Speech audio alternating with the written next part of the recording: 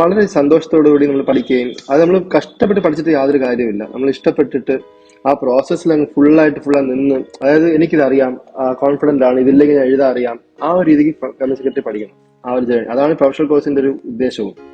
So അവർക്ക് നമ്മൾ ഒരു ശരിയായ ആൻസർ എഴുതുമെന്നല്ല, ഈവൻ ദോ നമുക്ക് തെറ്റായ ആൻസർ, നമുക്ക് ആൻസർ അറിയില്ലെങ്കിൽ പോലും നമ്മൾ അറിയാവുന്നത് എങ്ങനെ പ്രസന്റ് ചെയ്യുന്നുള്ളതാണ്.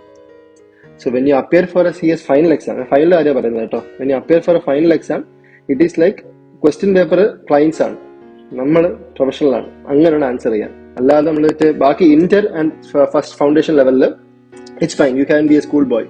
നമ്മൾ സ്കൂളിൽ എങ്ങനെ പഠിക്കും, കോളേജ് എങ്ങനെ പഠിക്കും, അതുപോലെ എഴുതിയാൽ പാസ്സായി പോകും. They need test your knowledge. But when come to final they will judge your judgement. നമ്മൾ എങ്ങനെയാണ് പ്രൊഫഷണൽ ആവുന്നത്, അതാണ് ജഡ്ജ് ചെയ്യുന്നത്. അതിവിടെ പലരും പറഞ്ഞു കൊടുക്കുന്നില്ല. മനസ്സിലായില്ലേ?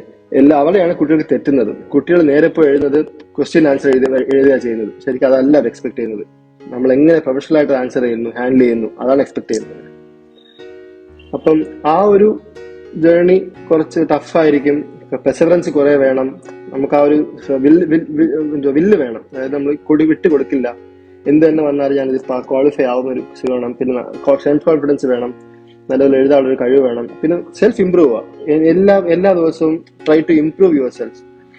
ഞാനെന്ന് വെച്ച് കഴിഞ്ഞാൽ GST ടാക്സ് ഒക്കെ വന്ന സമയത്ത് ഞാനത് കൃത്യമായിട്ട് പഠിച്ചിട്ട് എവിടെയൊക്കെ റിയൽ ലൈഫിൽ സിനാരി വരുമോ അപ്പോഴൊക്കെ ടാക്സ് ആലോചിച്ചിട്ടുണ്ട്. ഇപ്പൊ കടയിൽ പോയി സാധനം വാങ്ങിക്കിരിക്കട്ടെ, അപ്പം കോമ്പോസിറ്റ് സ്കീമിൽ ഒട്ടിച്ചിട്ടുണ്ട്, ഓക്കെ ഇത് നമ്മൾ പഠിച്ചതല്ലേ, സെക്ഷൻ ഓർക്കും, ആ ഒരു ഇതൊക്കെ. അങ്ങനെ ഞാൻ ഫുള്ളി ഇൻവോൾവ് ആയിട്ട് പഠിച്ചിട്ടാണ് ആ പ്രോസസ് കംപ്ലീറ്റ് ആയത്. So at the end of the day when I appeared for final exam, ഞാൻ ആ പ്രോസസ്സ് നല്ലോണം എൻജോയ് ചെയ്തു.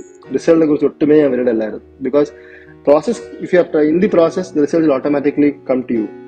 ആ ഒരു ഇത് ട്രസ്റ്റ് ചെയ്യുക, അങ്ങനെ പഠിക്കുക. അതാണ് എല്ലാ പ്രൊഫഷണൽ കോഴ്സസിന്റെ ഒരു ബ്യൂട്ടി അതാണ്.